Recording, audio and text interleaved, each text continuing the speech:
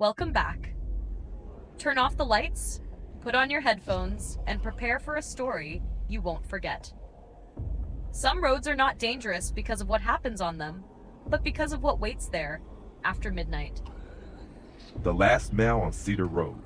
My name is Daniel Cross. In the fall of 2025, I took a shortcut that every local in Ashgrove, Kentucky told me to avoid, Cedar Road. According to my GPS, it would save me 23 minutes. According to the waitress at the diner, it'll cost you a lot more than that. I laughed. She didn't. By 11:40 p.m., rain was falling hard enough that I could barely see the road ahead. My headlights caught an old wooden sign, Cedar Road. No houses, no streetlights, only dense forest on both sides. A mile later, I heard it. Mile! I turned down the radio.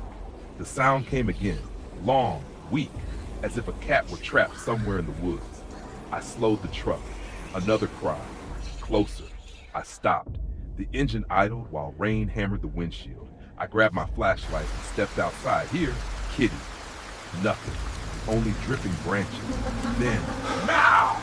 Right behind me, I spun around. The road was empty. My truck stood exactly where I'd left it. No cat, no movement, just silence. I climbed back into the cab and locked the doors.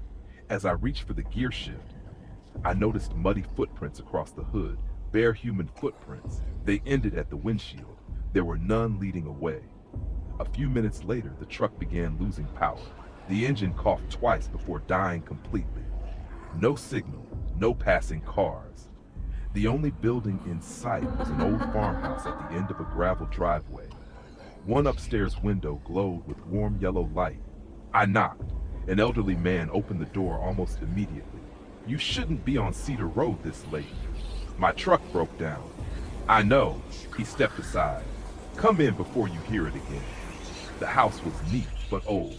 Every clock inside had stopped at exactly 12:13. On the fireplace sat dozens of framed family photographs. In every single one, there was a black cat, always in the background, always watching. I pointed at one. "Your cat?" The old man's smile disappeared. "It isn't anyone's." Then, outside, "Meow!" The old man closed his eyes. "You stopped for it." It wasn't a question. The old man finally told me the town's oldest story. People thought the cat lured travelers into the woods.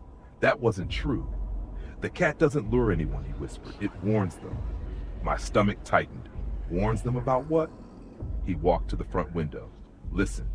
The crying stopped. For a few seconds, there was nothing. Then came another sound. Footsteps. Slow, heavy, crunching through wet leaves outside. Whoever or whatever was walking never appeared in the light. It simply circled the house. Once, twice, 3 times. Then the footsteps stopped directly beneath the bedroom window. The cat screamed. Not a meow this time. A desperate, terrified howl. The old man whispered, "Don't look outside." I looked anyway. The yard was empty. But on the fog glass, a handprint slowly appeared from the outside. 5 long fingers. Far too long to belong to any human. We waited for sunrise. It never arrived. My watch read 6:42 a.m. Outside, the sky remained black. The old man handed me an old brass key. "When the crying starts again, run to your truck. Don't stop. Don't look in the mirrors." The cat cried, louder than ever. "Mew!" The footsteps returned. This time they were running. I bolted from the house. Rain hit my face.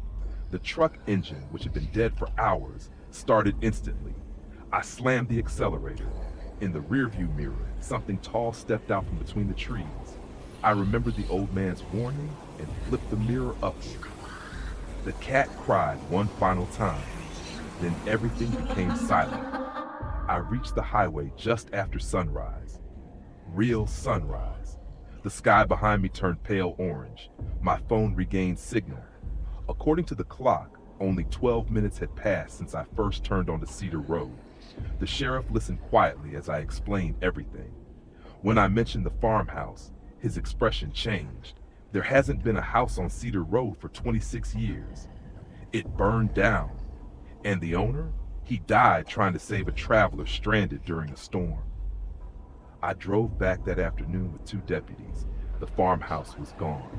Only a stone chimney remained. Near it, we found fresh tire tracks, mire tracks. The deputies found nothing else. As I climbed back into my truck, one of them called my name. Daniel. I turned. He pointed toward the woods. A black cat stood perfectly still between the trees. It looked at me for several seconds, then it disappeared into the shadows. That night, after returning home, I unpacked my jacket. Something heavy was in the pocket, the old brass key, the same one the farmer had given me. Tied to it was a faded paper tag.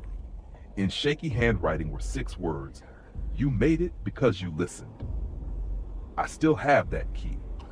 And sometimes, usually on rainy autumn nights, I'll wake to a lonely sound outside my bedroom window. Mo! When I hear it, I never open the curtains.